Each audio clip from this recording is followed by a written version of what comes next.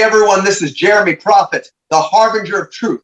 And if you want to know the truth of the matter, the truth is you should tune in to Stewie's Wrestling Podcast. If even just for the fact that you get to see me and this wonderful host go toe-to-toe in a wonderful episode. So with that said, this has been the truth. And if you can't handle the truth, you most certainly can't handle the profit. You're listening to Stu's Wrestling Podcast. It's time. Your host, Stu Palmer.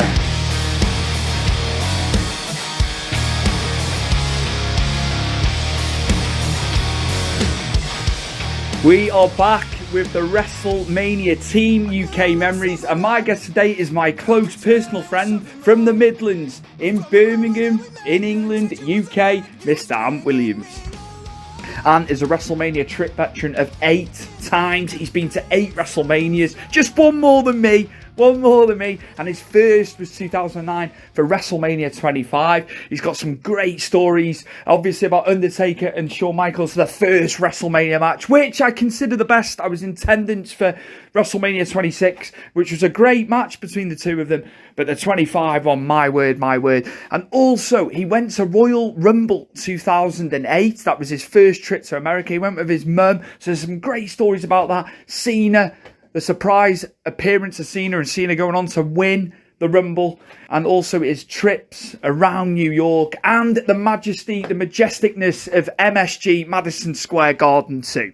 So without further ado, my guest for another WrestleMania Team UK Trip Memories special episode. It's my good friend Ant Williams from Birmingham in the Midlands in the UK. Enjoy.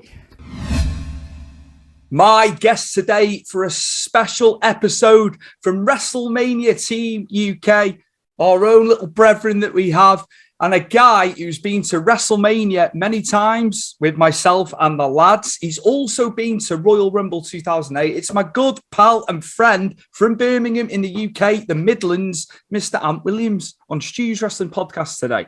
How are you? Hello, mate. Nice to be here. How are you doing? All good, man. All good. And I think I'm going to start, rather than it being chronological, and we do it in the same way I've done it with Tom and Gav in previous episodes, I'm going to ask you, I'm going to go straight into it. You were at Royal Rumble 2008 at the iconic Madison Square Garden. And what a pay-per-view that was. I stayed up and watched it back in the day. But you were in attendance and your mum was with you as well. So I'd just like to ask, how was it? Obviously, Cena was in the Rumble, went on to win it, but we didn't know he was in the venue, did we? The day off, it was all kept under wraps. So yeah, your experiences of MSG and being there for Royal Rumble 2008, it's one of the best Rumbles ever. I put it up there. You're right, mate. It was strange how it came about, actually, even going to the Rumble, because my initial intention was to go to WrestleMania that year, which would have been WrestleMania 24, where we probably would have met then. But it was my nan, bless her. I told her about wanting to go to the States to see a show, and the tickets for Mania, they wasn't looking that great. What was left, I didn't want to be in the nosebleed seats. Not for me first time. So I thought, hey, Royal Rumble's at Madison Square Garden. Always wanted to go to New York. Always wanted to go to Madison Square Garden. So says to Mom, I says, oh, I'm going to go to the Royal Rumble. She's, you going over there on your own? My nan says, yeah, I'll pay for both of you to go. Mom was like, okay, I'm not really into the wrestling, but New York, again, another place that she always wanted to see. So straight away, you know, just first time experience in America, being New York. Now, I will be honest, the show for me was all about the Rumble. The other matches on the card, I do remember who was on, but didn't really stand out as amazing matches. You know, I've seen much better matches elsewhere, but the Rumble, that was an unbelievable experience. As you probably remember, Royal Rumble 2007 ended Shawn Michaels Undertaker. Of course, 2008 started Shawn Michaels Undertaker, two of my favourites. So the atmosphere was already electric from the get-go, from the beginning of that Rumble. And of course, all night long, as you mentioned, Cena, all night long. You heard a little section in the back. Cena sucks. Let's go Cena. And I was thinking, well, Cena's not even here. Why is people getting on Cena's back? He's been out for 3-4 months. Oh my God! When that music hit number 30, it was more of a popular ovation within the boos. The boos came later. I think it was ending with Triple H, but the atmosphere in that place. I mean, it's a smaller arena, isn't it, than what we've been used to with some of the Manias, and that's why it was louder. It was so loud in there. It's making me want to watch it back. I'm with you. I fully agree. I did think though we had Edge. It was Edge and Ray. It was Edge and Ray, wasn't it? Yeah, Edge and Ray. Yeah. Did it not work for you? Because on TV, watching it, I know it's different because I've been in the same scenario as you, watching it there in person. I actually thought it was good. I thought it was solid. Yeah, it was. I think, but what it was for me is the Rumble followed all of that. The Rumble was the main event. And it was the main event, purely, like I say, purely because of being a Michaels and Undertaker fan. I was a Cena fan. I'm not one of the haters. I love Cena all the way through his career. And so the Rumble just kind of blew all that out of the water. It's the same as you can say with a lot of pay-per-views, really. There's a good match on there, but when something comes along and trumps it, you kind of forget about the other match. I do need to watch the whole pay-per-view back, really. I know there was Jeff Hardy and Randy Orton. It wasn't a bad match, for the other title. So Ric Flair and Carlito. Obviously, Ric Flair was coming to his retirement age, then, weren't he? So that wasn't it. I did enjoy that with Flair, where that could be his last match, and it went on for months and months. The storyline for it, was good. It was good because you thought it could happen. Then, obviously, realistically, it was always going to be WrestleMania, wasn't it? But it always there was always an element of doubt that one of the young pups on the roster were going to take Flair out. Yeah, no, you're right. Let's say it puts that interest there, where you think, even on a Raw, is this going to be his last match? And of course, as soon as he's going to fight Heartbreak Kid at WrestleMania, guaranteed that's where he's going out against Mr. WrestleMania. And I don't mean Tom Perrott. How about, obviously, you've touched a little bit upon MSG. It's known as the Mecca. It's one of the most famous arenas in the world, stadiums in the world. Did it have that aura once you're inside there? I went in more latterly in 2013 for stuff, for Hall of Fame and stuff like that. Yes. But yeah, how was it for you? How was the experience being in MSG, man? Well, it's just, as you walk through, it's like hallowed ground, isn't it? It's, I think they got like, they got posters up and everything. Obviously, basketball. They got all sorts of sports that they play. I don't know how many sports they play in there. You'll know more than me, but there's basically just photos up on the wall. I can't remember if it was the same when I went in 2013. I don't know if it changed, but obviously, being the first experience, you're kind of nervous as well at the same time, because first time in America, and then not sort of, knowing where you're going and stuff like that. Obviously, as you get used to these trips, you get to figure out where you're going, what you're doing, what to expect. So it was like not knowing what to expect. It was that anticipation of what's going to happen here, and like you say, just walking through there, it's like, wow, I'm in New York City in the Big Apple. I'm in Madison Square Garden. That had hosted a couple of previous WrestleManias, hadn't they? Absolutely. By this point. Absolutely, man. Absolutely. Too small for WrestleMania now, though. Did we've seen Cena coming out when he did? He was obviously the final. He was the final entrant, wasn't he? Number 30. He was the final man. It was him and Triple H at the end. You obviously knew that it was going to be Cena. Or did you think Triple H was going to do it? Well, obviously, I was rooting for Cena. That's when you got the boos when Cena's punching, the cheers when hang on a minute. Isn't Cena supposed to be the face here and Triple H the heel? That's New York City as well for you, isn't it? They've always been polarizing, haven't they, in New York City? I think there was actually signs there that night. Just you've just triggered my memory. If Ray wins, we riot. And obviously Ray was the baby face going. So they always cheer for the face, and so they always boo the face and cheer for the heel, and that's exactly what they were doing. But no, I didn't know which way it was going to go. I wondered whether it might be a sort of both of them fall to the floor at the same time, because they're both main eventers of Mania, aren't they, as well? So, but they both ended up main eventing WrestleMania, anyway, didn't they? Which I was in attendance for. So yeah, it was a triple threat by the end of it anyway, which is crazy. But that's WWE sometimes, isn't it? They like to throw a curveball in. It's not always cemented that person is going to be one-on-one with the champ. And it was seen as first Rumble win as well. You know, Triple H had already won one back in, was it 2002? I think it was. Mm-hmm. So again, the ovation, the pop when he won, it was bigger than the boos. Yeah, the ovation takes over. You'll have to listen back to it, and I will as well. And I think that's right. The ovation was bigger than the boos. They just boo just for the sake of making noise sometimes. Yeah, I'm with you on that. Absolutely. Now, these episodes are great. Obviously, we as a collective, you know, the events we've been to, but in the same token, how was New York as a trip? You know, doing the sightseeing and stuff of that nature, because we're trying to appeal to people. I'm trying to get it across to people who haven't been to a WrestleMania or one of the big four, or haven't gone and fancy going to AEW, because obviously that's becoming more and more prevalent. So yeah, in a sightseeing aspect in New York for yourself, how was that? And it was like, you know, the first time being there. Well, we was out there for 7 nights, I think it was.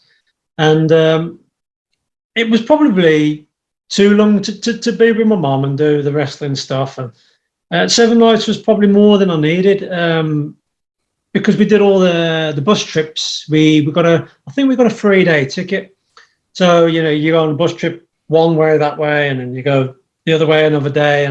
And so you stop off at all because it's one of them hop on, hop offs. Yeah. And you get to stop off at all the sites. Obviously, saw Ground Zero, which was a bit harrowing, really, because, you know, obviously it was 7 years on from when it happened, and it was just a demolition site when we saw it. But it's something that needed to be seen. You know, it's one of them stop offs you really should make and sort of like pay your respect. It was incredible actually seeing the church in the background. That the church that was just behind the 2 towers that didn't get destroyed.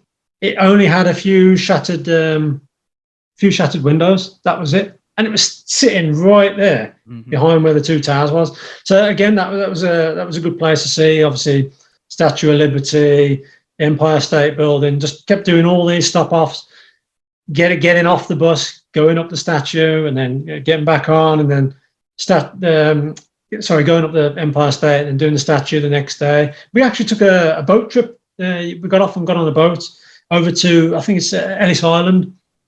So we got quite close to the statue. We weren't allowed up though. I think they changed their rules since the 2 towers. Okay. They stopped people from going up and that. Mm-hmm. So again, the sightseeing in New York is probably one of the best in the world, isn't it? Really.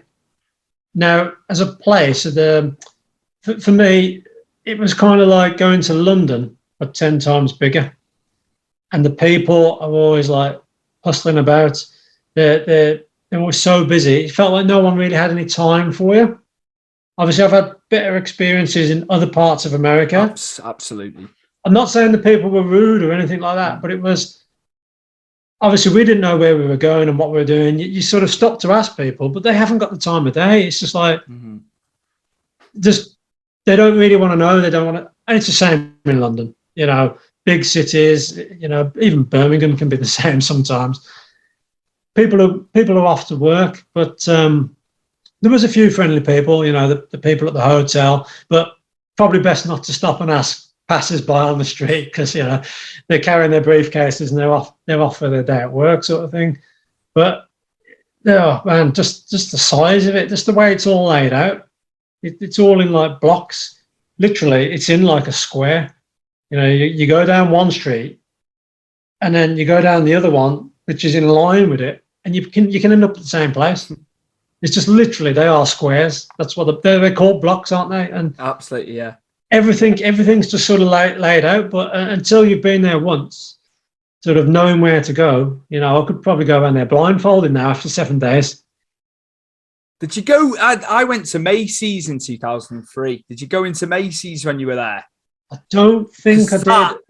was ridiculous. The size of it took up, I don't know, a block, and then obviously going up, and it was several levels. We got lost in there, we got lost in there. And I remember had like old-fashioned wooden escalators, but this Macy's was absolutely ridiculous, the size. We were lost in there for a good half an hour. I remember seeing it I don't think I went in there, but I do remember seeing the size of the building from the outside. I think that's what put me off, because I'm not big on shopping anyway. And my mum isn't really, not like going into shops. So it was one of them things, we just looked at it from the outside, and wasn't really for me. Now, I'm probably going to have to take the wife to New York.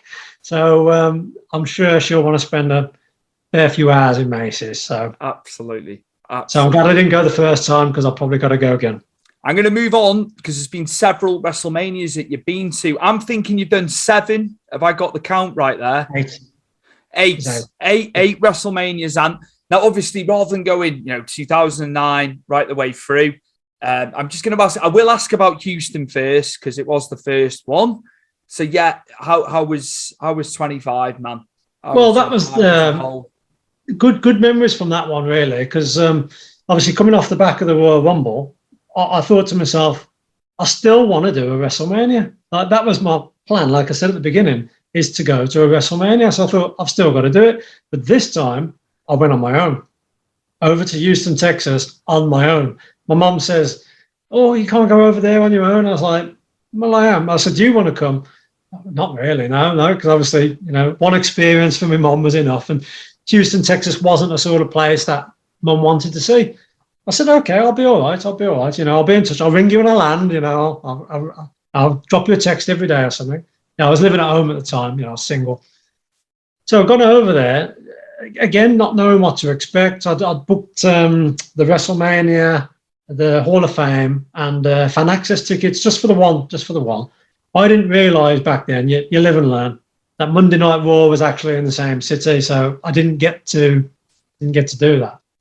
But what was incredible about 25, that was the one where I met Tom Perrott, who I know you've had on your show, and that's where we hit it off. So, sort of having, and there was a few of us as well that was there with us, but having these people that you start talking to and then have a beer with and stuff like that, it makes the experience all that much greater. So there's no problem really going to these places on your own, because there's always someone over there who's gone on their own.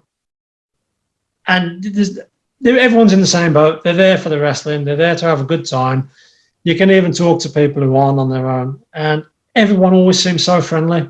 They'll take you on board. You'll pretty much be like a third wheel. You'll be going for a beer with them, or going to the merchandise stands or whatever. It's and that's what really started it off for me, is because I met these guys on the first day. So before all the events sort of took place. And obviously we went to the fan access. I'm pretty certain they stopped selling beer in the fan access after that year. It's because you lot turned up. I do think, I remember Josh Matthews interviewing us when we was in line to go in. We'd already had a few beers before going in, and it only got worse when they were selling beer inside the fan access. But fan access is something we've done many times as well.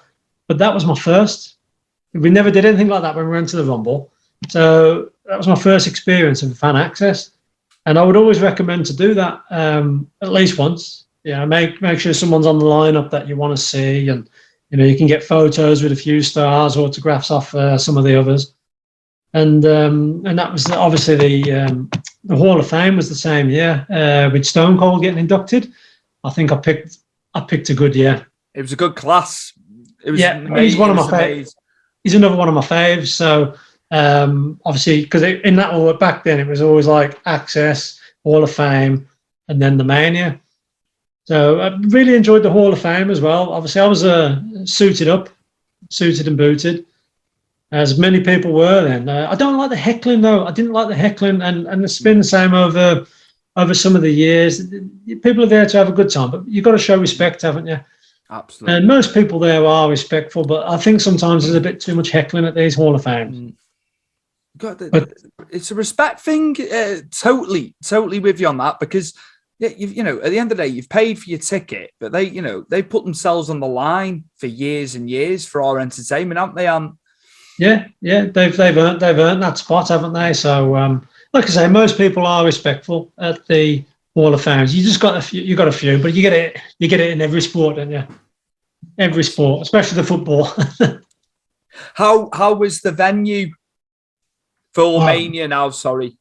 Well, that was massive because obviously coming from going to Madison Square Garden to go into a massive stadium, like, I don't even know what the capacity was, 65, 70,000 possibly.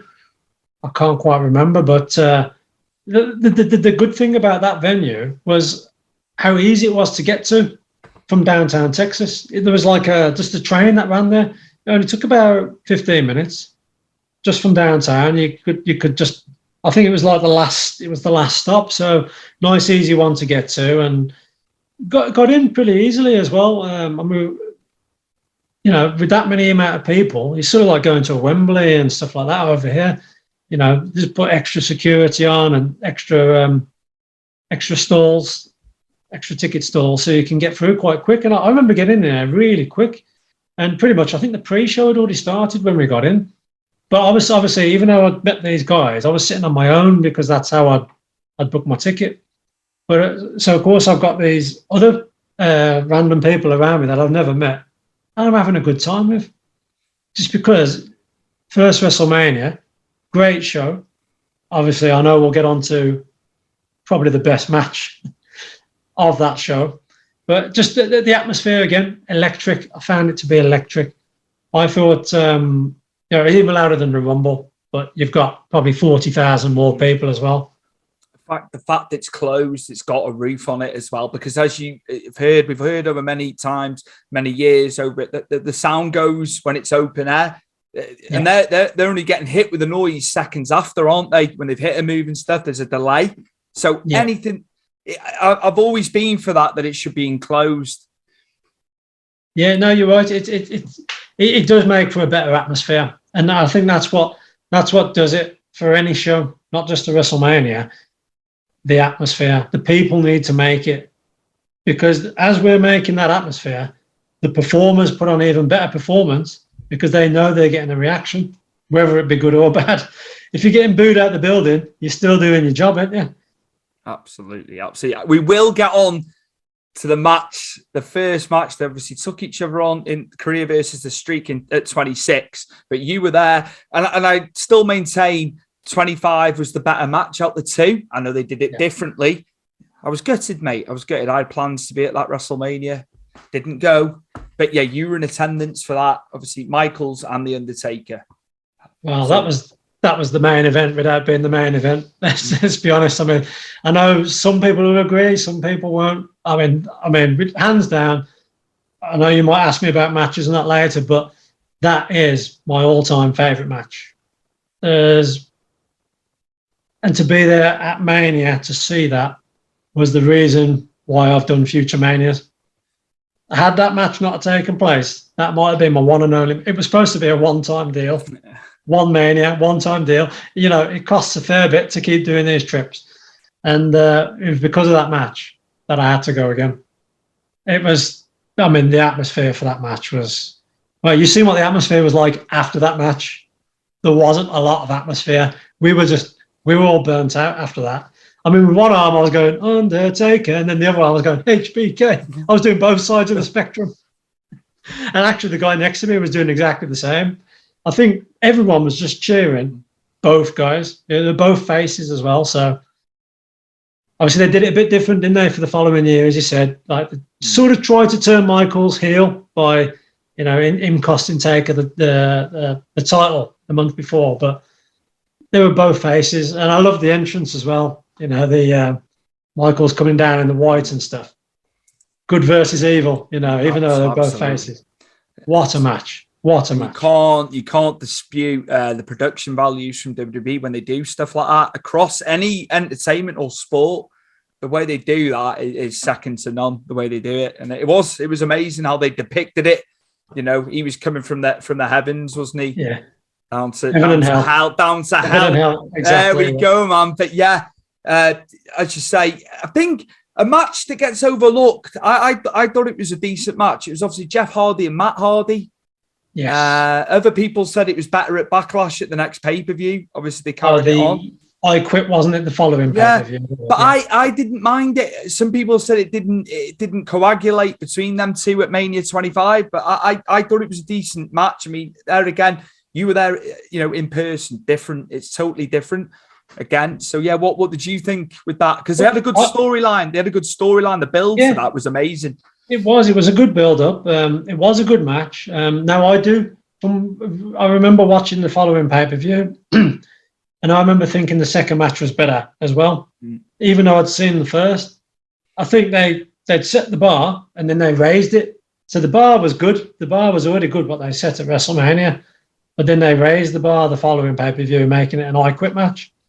And like you said, you've got to have a good storyline. That's what makes these matches even more interesting. No good storyline doesn't really normally lead to a good match because fans aren't invested in it. If you get the good build-up, people want to see it. They want to see that match. They want to see how it's going to pay out. Absolutely. Anything else with the event that stood out for you personally? It was nice. It was nice seeing some of the legends as well, like Piper, Snooker, and obviously Ricky Steamboat. That was he still had it at WrestleMania. He still had it. I mean, was it the month later? I think he went one-on-one with Jericho. Yeah. Fantastic because match. He was the one who had it more than Piper and Snooker at the time. He looked like he hadn't missed a beat. It was like watching WrestleMania 3 all over again with Steamboat. He's so energetic. He was brilliant. I think that really did stand out. Seeing the legends, and obviously just having Austin come down as well for the Hall of Fame. I think he's actually come down on the quad. Quad bike. Did he come down on the quad bike? He did. Yeah. I've seen him. I think we've seen him do it so many times. There's a bit of a. You kind of forget. Was I there for that one, or was I stopping up watching it live? But yeah, coming down on the quad bike just to see that glass shatter in such a stadium was probably another reason why I went back. Amazing. Now, obviously, you've done 8. I'd like to ask you your favourite events out of the 8, the ones that stand out as a whole, maybe, or there might be some matches from certain ones. And I know it's kind of putting you on the spot because you've seen, countless matches now and been there in person. But yeah. Well, I think I'd have to say, as like going to Mania as a whole, probably WrestleMania 30. I know I've seen that come up on some of your shows before, 30, because of the location and the vibe in New Orleans. That would probably be my overall favourite WrestleMania that I've been to from the 8. Again, the atmosphere, the energy, the Daniel Bryan thing. Oh, well, again, there'd probably be 2 more of my favourite matches, the opener and the main event, both with Daniel Bryan. Incredible. The energy in the arena that night for Daniel Bryan was what got people over the end of the streak, I think. Had Daniel Bryan not been in the main event, I think people would have walked out. I think I'd have been one of them. I would have followed you, mate. Definitely. Like I say, you could hear a pin drop, couldn't you? With Taker, it's just there's never been anything like it. I'd not experienced anything in person at WrestleMania like that, and it was just crazy to think. But he wanted to put Brock over. No, there's a mutual respect. What a way to do it. And they worked together again, didn't they? More latterly again. Yes. I know they'd had matches when Lesnar was relatively new in 2002 as well. So yeah, when you've got the respect of the Undertaker, it can't be anything better, can there? No, that's what I mean. I mean, that's what, again, even though I wasn't happy with the result, same as probably 70,000 other people, you'll always remember that. You'll always remember that moment. You'll never forget WrestleMania 30 because of that. That and Daniel Bryan, the Miracle on Bourbon Street, I think they called it. And Bourbon Street. Oh, well, I'd love to tell you about it, but I can't remember a lot, if I'm being honest. Hey, free bottles for the price of one, wasn't it, in one bar?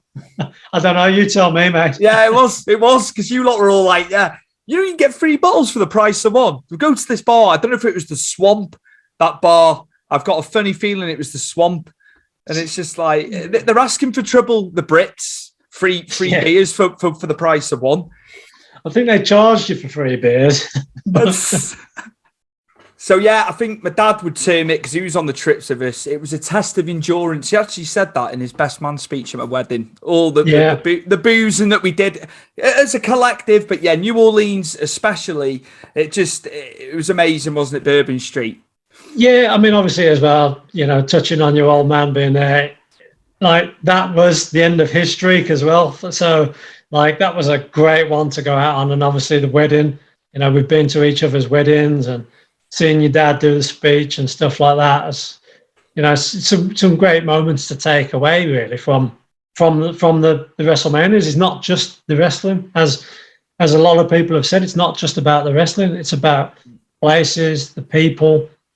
It's all of that, isn't it? The friendship, obviously, that we've got from that. 12 years now. 12 years for us, and obviously 13 years for me with Tom.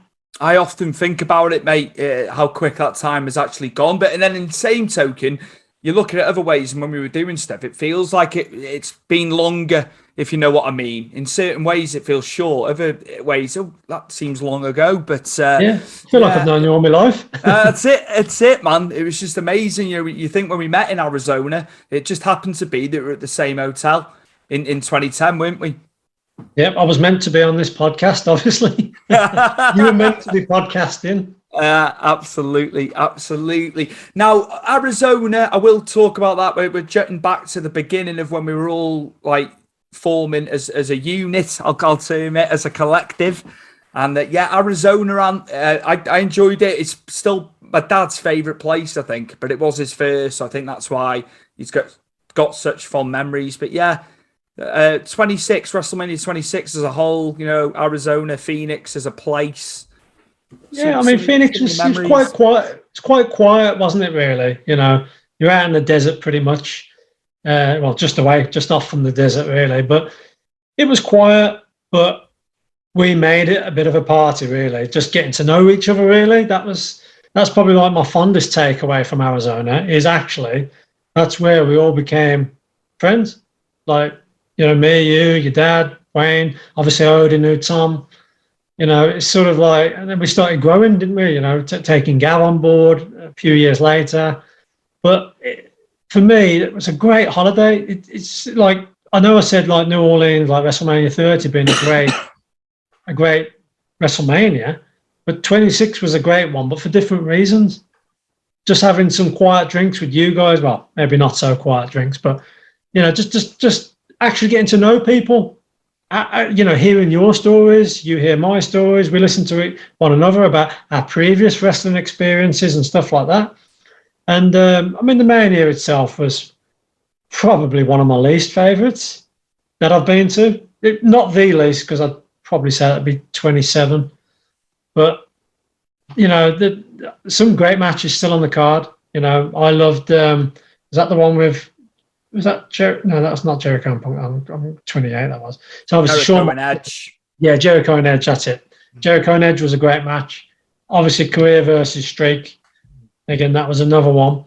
But it was weird what they were doing with the roof that night. They kept opening and closing the roof, didn't they? Yeah. They had the planes. It was affecting the sound. They had the planes going over, didn't they, with the pyro and stuff. Yeah, I was like, hold on a minute. And then it's having the roof truss above the ring. Just have it closed, man, because you're blocking people's views. If you're in a certain seat, you've got the big truss in the way. I can see them doing this when they go to Cardiff in September as well, at Millennium at the Principality. I just wouldn't have it. You've got the screens either side, so people can see what's going on. That way, I'm not a fan. I've never been a fan of that when it's in an enclosed space. But as you say, the roof was opening and shutting.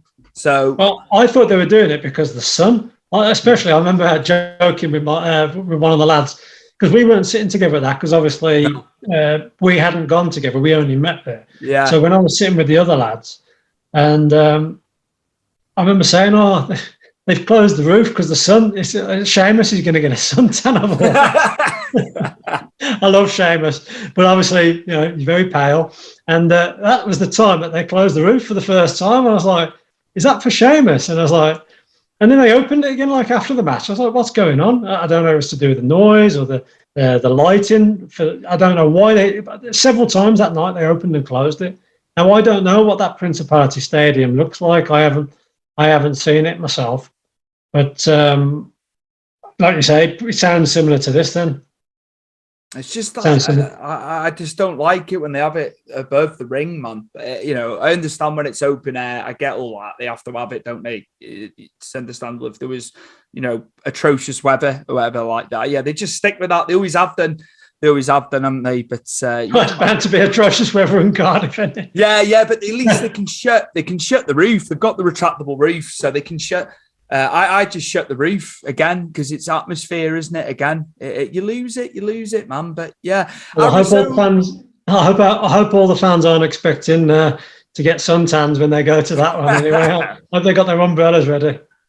Any other lasting memories of Phoenix? Obviously, we went into we were in Glendale for the event. We did Scottsdale one night as well. But yeah, just to finish off about 26 in 20. Yeah, I mean, obviously the WrestleMania was quite far out, wasn't it? It was one of them 20-mile treks or something like we've done several of, and that's where it makes a bit of a difference, doesn't it? You don't enjoy it as much when you've got to travel in, because you like to have a drink before and like to go for something to eat after and get some more drinks and stuff. And of course, the Glendale was actually quite nice. I liked the few bars and restaurants that were around Glendale. It's good how that was set up. It was, and we had the Yard House, which we loved. Yeah, 126 beers on tap, I think it was. Beers and ciders. I'll always remember that place. Got some great photos from there. But yeah, Glendale was nice. But like I said, there wasn't a lot around, was there? There was that little bit there, and then you're 20 miles out back to where we're staying, sort of thing. But no, Arizona was a great place. I loved the people over there as well. Everyone was so friendly. The same as Houston the year before. Just but it's not somewhere I wouldn't go there for a holiday. Me personally, it's too quiet. I like more hustle and bustle, like places like New Orleans and. Absolutely. I've got to ask you about Miami and WrestleMania 28. Another one that I didn't get to. Absolutely gutted. And I know you hold the event in high esteem. Obviously, we had the Hell in the Cell. Shawn Michaels as ref. Triple H and Undertaker went at it again. Their third match at Mania. Cena versus Rock, the first match. Yeah, we had Jericho versus Punk. Daniel Bryan and Sheamus, it goes on and on and on. But I know you hold it, very dearly. 28 as a pay-per-view goes. But I also know that you love Miami as well. Yes, yeah. Well, Florida actually, because 28 was the one. Obviously, yeah. Unfortunately, you didn't get to. There was only a couple of us that actually went to that one. But I took what was my girlfriend at the time, now my wife, Marie, and the deal was for that. She'll come to the wrestling stuff, the Hall of Fame, Mania, but then we need to go to Orlando to do all the parks, the Disney parks and that afterwards. So that was the deal. So we honoured that. I think we did. Ended up being 2 weeks in Florida. Amazing. Amazing to have that length of time over there. Yeah. Right? We lost a day, actually. There was issues with our flights and that going out. So we did lose the first day in Miami. So it was pretty much we got there and we're straight onto the wrestling stuff. So I didn't get to see as much of Miami as I'd have liked. I only really had a day after all the wrestling was over to do Miami. I didn't really get to, spend some time down on the beach and stuff that I'd like to do. So I would actually go back to Miami because of the short amount of time I was there. Like I say, when you're busy doing the wrestling stuff, as I said, we did the Hall of Fame, the Access, the Mania. We did do the Raw as well. And Miami looked like a great place. We did quickly do like the 1 day bus tour. That's all we got to do. But I'd love to go down and actually cast some rays on that beach down there because it looked lovely. Amazing. But the event as well. The events, as you said, you've already reeled off some of the best matches. It was a great card. I think Marie, that's her only WrestleMania she's ever done, and I think I think she thinks she's picked one of the best. But she'll always remember that Hell in a Cell. I'm in agreement. I'm in agreement with you. She always said that Hell in a Cell should have been the end of an era. And she's seen some of them, Triple H and Undertaker wrestle after that, and she said it's not the same. That Hell in a Cell was, and it was. Oh man, there you go again. Shawn Michaels and Undertaker involved in yet another. I know he wasn't wrestling them, but involved in another Mania match. I'm like, wow, I just couldn't make this up for some of these Manias that I'm going to. And it just hooks you to go again and again and again. And the other matches, Rock and Cena once in a lifetime, that became twice in a lifetime. But again, good storyline. It had a year build up that did, absolutely. Didn't it? They don't do things, don't have that longevity. No. Gone are the days. That harkens back to like the 80s and the 90s, where they had a build like that, and they brought it back in, and it was fantastically done. It was fantastically done how they did that. It's hard to do when you've got so many pay-per-views in between. Now, obviously, when you only had the big four, you can build on that storyline. But when you're doing a pay-per-view every month, it's hard to keep people interested in that storyline. But of course, Rock making the odd appearance during the year, and they even teamed up as well, didn't they? Prior to their first match, wasn't it? Prior to the 28 one? Yeah, they did it? 2011 Survivor Series. That's right, taking on the Miz and R-Truth. But really, the storyline started there for them too. At Survivor Series, not being able to coexist before their match and stuff. So they kept it interesting going along. That's what they did to build up that year. But you couldn't do that very often now. Yeah, like I say, a year-long storyline, no way. But the storylines going into some of them, all them matches, like you say, the Hell in a Cell, great storyline for that one. It's 4 years history, isn't it, really? The two Manias with Michaels. It's been the second main. I know it was the third match with Triple H, but a lot of people wouldn't remember the first one because of how long ago it was, or they might be new to WWE, so they might not have actually seen. They might just know the later matches. Obviously, we know that's their third match, but they didn't really talk about it, did they? They didn't talk like they'd wrestled before at WrestleMania 17. And obviously, I love the Punk Jericho storyline. Brilliant. Jericho was evil, weren't he? Have a drink, Punk. Have a drink. Yeah. Again, perfect. It was perfect timing for them to have the feud. Jericho heel, Punk. He's drug-free, alcohol-free, straight edge, and then you had him pouring the drink. Obviously, the gimmicked drink. But it was quite close to the bone. It was quite close to the bone. Well, a few of them have been, like you say, with Punk the following year with the ball bearer thing on. I know you've talked about it previously, and it was that's close to the bone. That's they must have got permission off the family to do some of that stuff. Absolutely, must have done.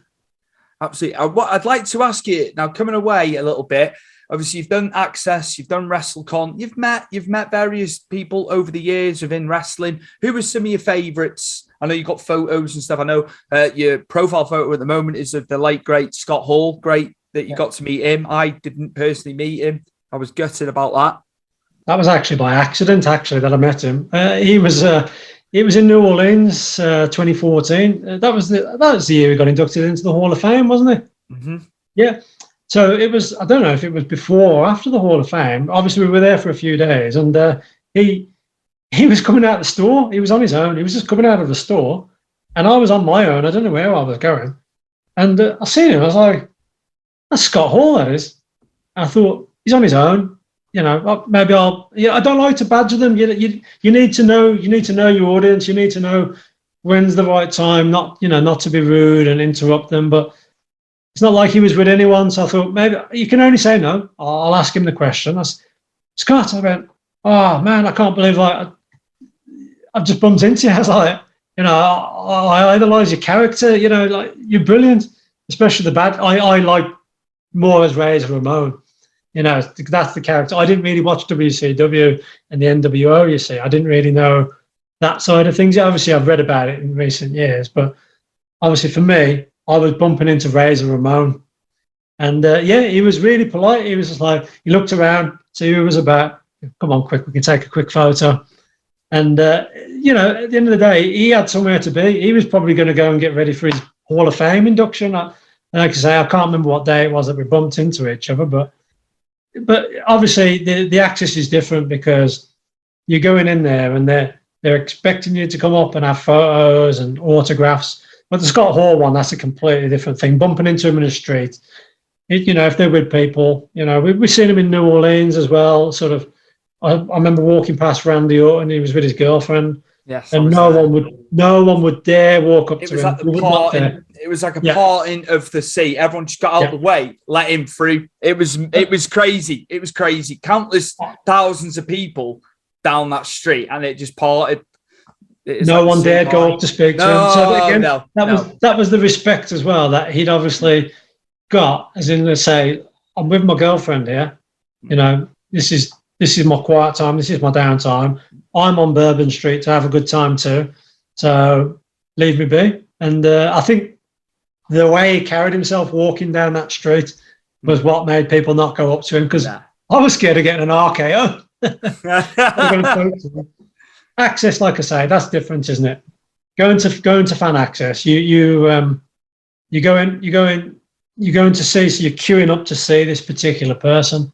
And there have been some great people I met, like Natalia. I know you've had Tyson Kidd, TJ Wilson on the show before. I'm a massive fan of his.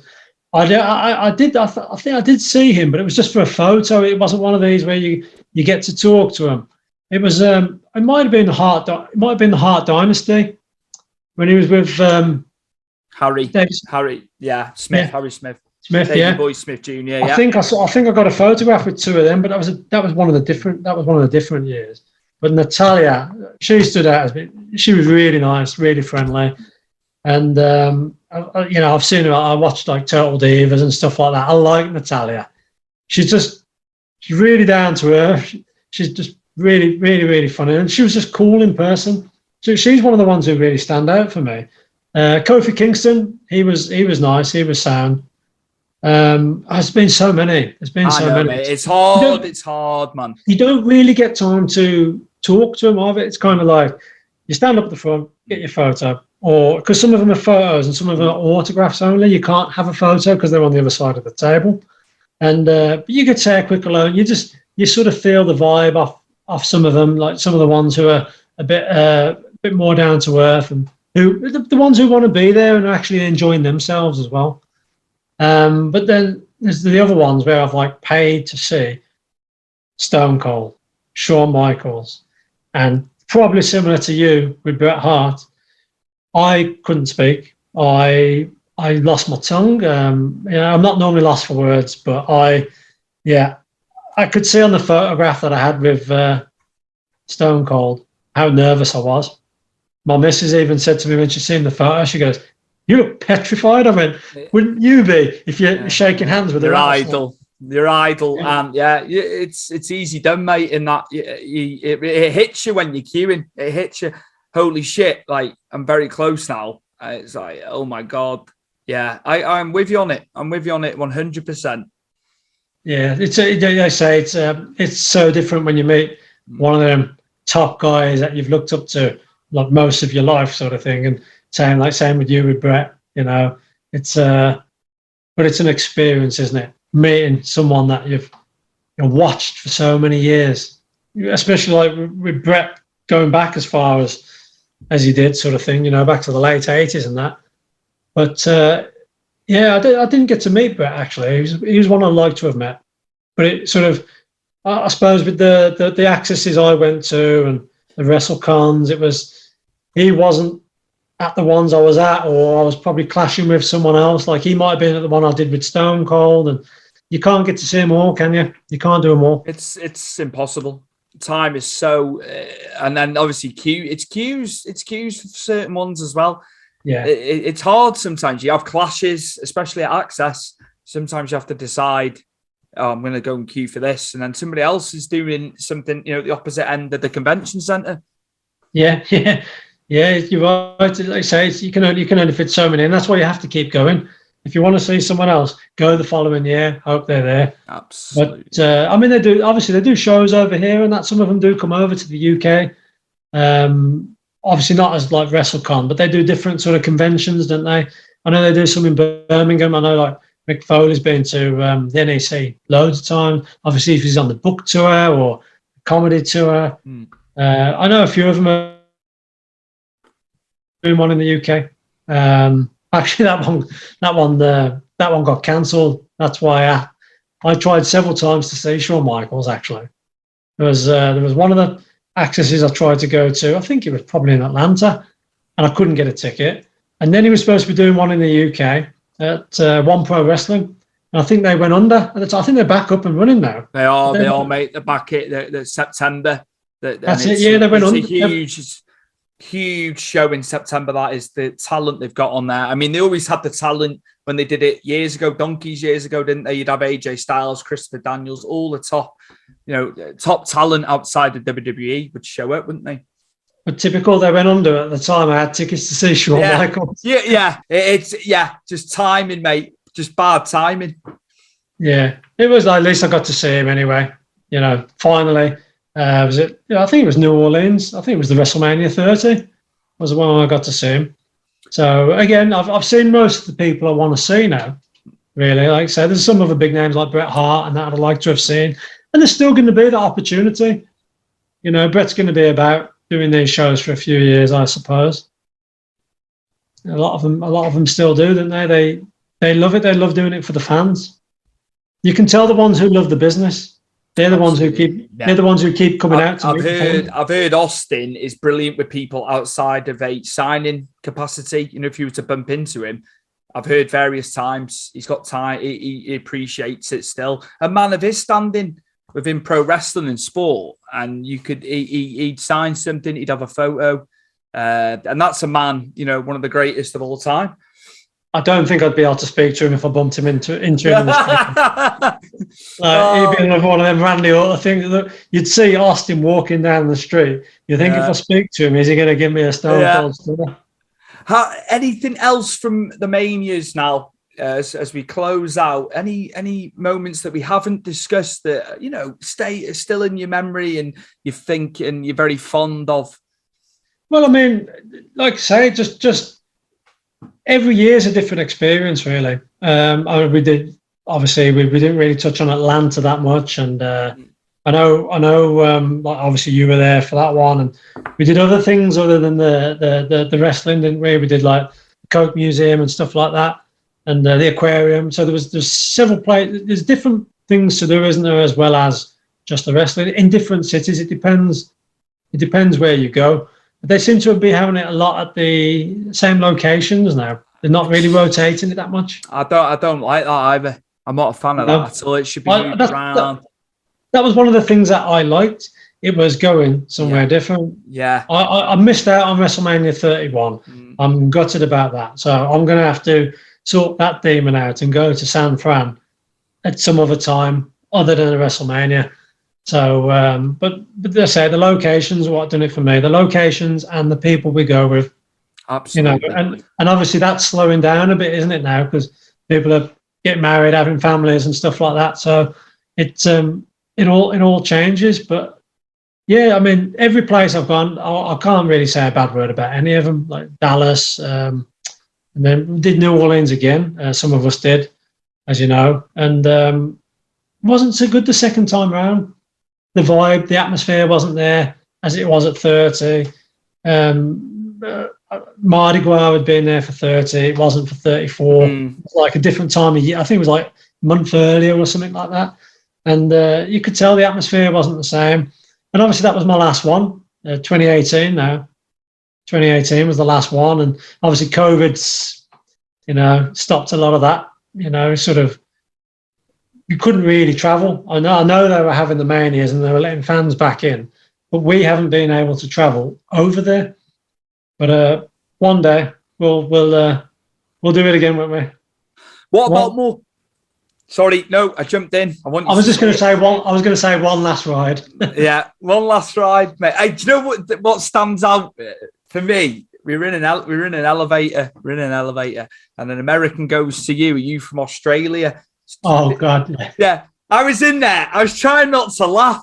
I don't know if you replied saying, "No, I'm from Birmingham in England or UK." Yeah, I can't. I just remember. Are you from Australia? No. Yeah, as soon as you hear Birmingham, UK, I've cocked up there, haven't I? You're definitely not from Australia. But they don't know the black country accent, the dialect that we've got over here. I mean, most people watching this will, even without listening to more than 5 minutes, I think, flipping out, that guy's from Birmingham. But it just so many different places to go. I just wish they would. I wish they would go to some new places again, rather than rotating the same three or four. It seems to be. Obviously, Tampa. They did it. They did it 2 years ago at the Performance Center, didn't they? You know, it was going to be Tampa, was it? Then they went to Raymond James the following year. So kind of the COVID just cocked it all up, really, didn't it? And then Dallas, was, from what I could gather, was pushed forward because LA. I think they wanted to do LA before they did Dallas, but it obviously changed. But yeah, I don't mind them going back to places, but the gap needs to be wider if they're going to do that, which they've done before. You know, Toronto for number 6, they went back for 18. MetLife, they went back to MetLife too soon, didn't they? Yeah, now it makes me wonder where they'll do 40. Will it be somewhere like New Orleans again? You know, it's or do they go to New York again? Well, there's one thing about New Orleans, isn't there? Is it's a great, the Superdome's great. Not the Silverdome, the Superdome. Okay, Hogan. The Silverdome, I nearly said it, I said it now, didn't I? The Superdome's great. It's so local to downtown. You can walk there, you haven't got transport issues and stuff like that. So I like it whenever they go these places that it's close by. I don't like these 20-mile, treks in the taxi, and then you worry about how you're going to get back. I mean, we did have a horrid time actually in Miami getting a taxi, but I think we queued for 3 hours to get a taxi. Crazy that it's 3 hours to get a taxi. I think it was there till like 1 o'clock in the morning. Logistics, it either goes one way or the other. Logistically, it's either really well planned, it's in a great place, they've got everything sorted and it's organized, or it goes the other way. Like in Dallas, we were waiting, even though we had the cab booked, the van. We were waiting, but he stayed in contact with us, the guy, didn't he? But I know what you mean. It was similar in Orlando in 2008 for us, waiting for the guy to come and collect us. It took forever, not as long as 3 hours, but it was quite a time. It does make a difference on like I say, on whether you go there or not. It depends on the location. Now, LA, I haven't looked into it yet, but I'll tell you for a fact, I am definitely putting my name down as 99% certain I'm going, because I've always wanted to go to LA. So again, it's the place that's selling it, not even so much the product, because I'm actually probably more into AEW now these days. I still do watch WWE. I watch every single pay-per-view, but I actually do want to do an AEW show as well. So it just depends if I can get any of you guys to come with me to an AEW or another WrestleMania, or both, because I won't be doing the Clash at the Castle. No, I did want to, but I looked at the hotels after they announced it. I thought, I'll book a hotel. They hyped it straight away. Anybody who did it early enough, but then I know people have booked out of town a little bit to get the price down. But yeah, some people jumped right on it before they announced, but they knew, didn't they, on the inside that it was going to get announced. But it was like 800 quid for a night, 1,200 quid for a night. Yeah. I saw a hotel, mate. No, I'll stop up and watch that one. Well, it won't even be stop up, will it? Because we'll have it UK time. And the pricing of the tickets, people have been going mad about the price of tickets, because you're talking like, if you're up in the gods, it was 38 quid plus fees. But then ones that were coming up for me on pre-sale, 400 quid a go. Yes, people reselling it, isn't it, already? Yeah, it's ridiculous. It's ridiculous, man. I don't know how I say. I mean, you get cheaper Mania tickets than that, don't you? Tickets you can get. We've had some good seats in our years. Probably paid anything from 75 to 150, and we've been mid range seats. So I've never disliked any of the seats I've had. So I'd rather just save me money and try and do another America trip. That's it, man. That's it. No, it's a bit of advice now. Obviously, you've spoken about, going about things, booking things and things of that nature. But I get some people saying, I'd love to go. But you went on your own to Houston. Some people are put off by it, should I say. Because I've heard of various people, how'd you do this? How'd you do that? So, yeah, some tips, some advice from Ant Williams. 8 WrestleManias in, a Royal Rumble, and I'm sure a lot of domestic shows over the years that you've been to in the UK. Yeah, a few Raws and SmackDowns over here as well. But the ones for going abroad, going to America, I mean, I've never done a travel package. But if you're going to go on your own, that might be the best thing to do. It's something I didn't do at the time. I didn't really know they existed then. So it's kind of like just book my flight and hotel. And I did, mate, when I went to Houston, I cocked up. My hotel was miles away from the downtown.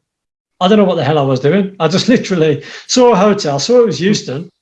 You don't realize how big these places are. Texas as well. Texas is so vast. It's the biggest state for a reason. I felt like I was in a different state. That's how far my hotel was.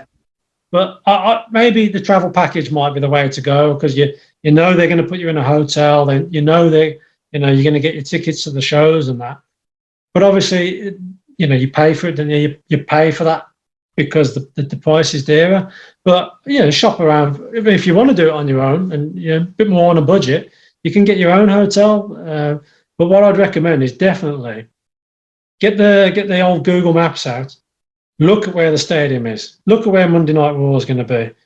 Look at where your hotel is going to be. Look at where the airport's going to be, and sort of plan. How am I going to get from there to there? How am I going to get from there to there? Is it going to be taxis? Is there a bus service? You need to spend a lot of time doing it.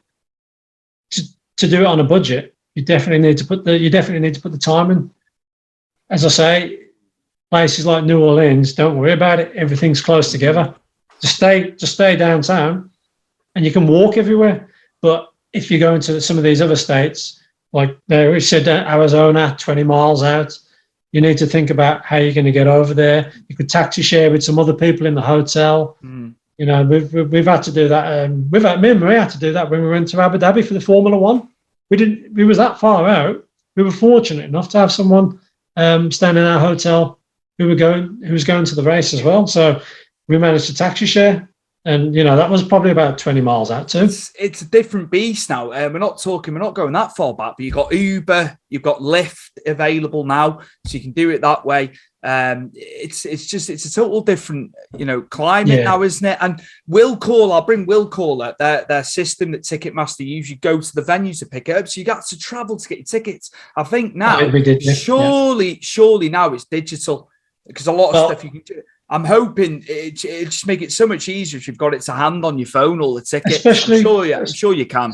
Especially with the pandemic. And it's changed the way a lot of people work, hasn't it? A lot of things are a lot more digital and stuff like that now. So it's changed the way of working for a lot of people. It would be good. Obviously, we haven't done it for years now, but it was will call. I can't remember the last time actually that we went. But it might have just been an e-ticket, the last WrestleMania I did. It might have been e-tickets. I don't actually remember going to pick them up this time. Like I say, done that many different shows in the UK and gigs, concerts, all sorts of things. You get sort of mixed up about what was will call, what was not. So, but yeah, definitely know your surroundings, know where you're gonna sort of plan your journey a little bit, and then you'll be all right. So if I've done it on my own, so I wouldn't particularly want to do it on my own again now, and that's just because of the experience of having friends there and doing it with friends.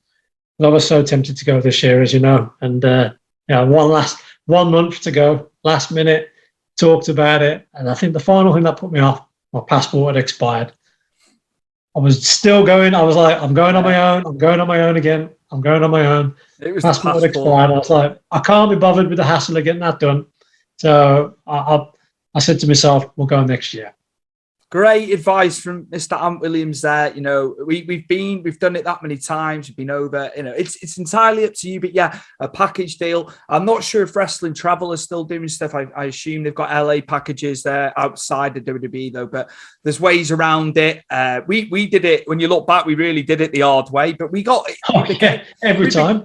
We became accustomed to it. It was just, you printed everything off. If you couldn't get it, you'd go there, you go to Will Call, go to the venue, we just did it, didn't we? But it'll be a lot easier. I'm making us sound like ancient, like archaic methods of getting to an event, man. But yeah, I'm aging us a little bit, mate. It's well, crazy. Yeah. Well, I am a bit older than you as well, so been there, done that. Got the t-shirt. I could have you on for 6 hours and we'd merely touch the surface because, you know, you've done 8 WrestleManias. You did Royal Rumble in 2008 as well. You know, iconic event. Fantastic. But yeah, my guest today is member of WrestleMania Team UK, a travel partner of mine for many years to the WrestleMania events. I went to 7, Ant's done 8 WrestleManias. We've had some great times. Thank you for coming on Stu's Wrestling Podcast for this special focus on your experiences and memories of WrestleMania trips and Royal Rumble. Thanks for having me on, Stu. It's been a pleasure, mate. No problem, man. No problem. Enjoyed it.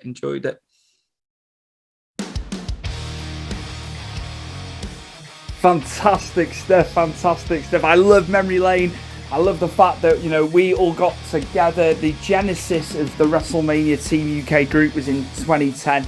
Arizona for WrestleMania 26, and the team grew. Some people went, some people didn't come again. People came and went, but the core group of guys still together. We've been to weddings. There's another wedding coming up with our good friend Gav, who was a guest on the show as well, coming up in the new year. And some great stuff from Ant. Absolutely amazing. I love hearing about his perspective on going to America to the shows, and yeah, just amazing. I'm sure you've heard some good tips there as well if you do plan on going to WrestleMania next year in LA, or if you're going to go to an AEW show maybe over in the States as well. So we will see you very, very soon for the next episode of Stu's Wrestling Podcast.